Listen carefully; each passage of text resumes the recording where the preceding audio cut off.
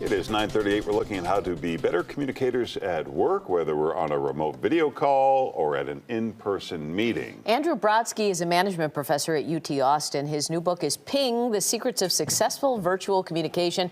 Good morning. Thanks for being with us.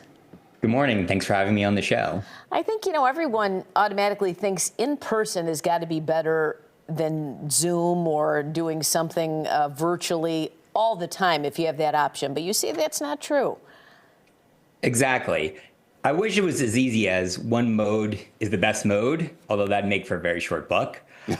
So, it depends on your goal for the situation.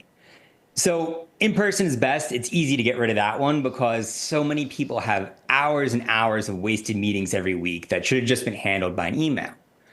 That said, you can't just do email or instant message because that can be a huge productivity sink as well. So this interview we're doing right now, it's going to take us 5-10 minutes because we're live. But if you'd emailed me all these questions and I had to respond to each one, and I'm talkative, and I were to send you a few paragraphs for each one, it'd probably take me a couple of days to write up. So that's just an example on the other side where text-based communication can be really unproductive. So the first step is defining your goal.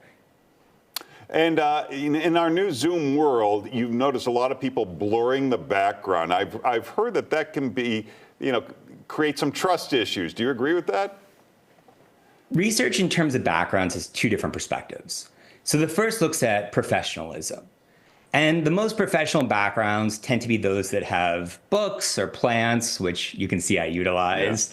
Yeah. In the middle is blurred. And then at the worst is those novelty backgrounds. So the example in the study was a walrus sitting on an iceberg. Yeah. But the other perspective is about building relationships. And what they show in that research is that if you have something in your background that someone else can relate to, so if you have a number one dad mug and they're a parent, for instance, they'll feel like they can trust you more because they can relate to you. So maybe having a picture of your dogs in your background or something like that can be helpful to showing a little bit about yourself in a way that the person can connect with you if they want to. I like your tips about sending emails. Well, first you say, don't overuse the CC where you copy everyone. But when you do say an email and you're worried about the tone of it, you should read it out loud a couple ways. The issue when it comes to email is that when we're writing it, the emotion seems really clear because in our head, we hear our emotion when we're writing it. We hear that we're happy. We hear that we're angry. So we think, oh, yeah, this can be obvious to the person. But when they read the email or instant message or text message, they're coming in from a different set of information, assumptions. So they're hearing different emotion. So the way to make sure you don't mess that up is that when you have a message, if it's sarcastic, read it out loud as serious. If it's serious, read it out loud as sarcastic.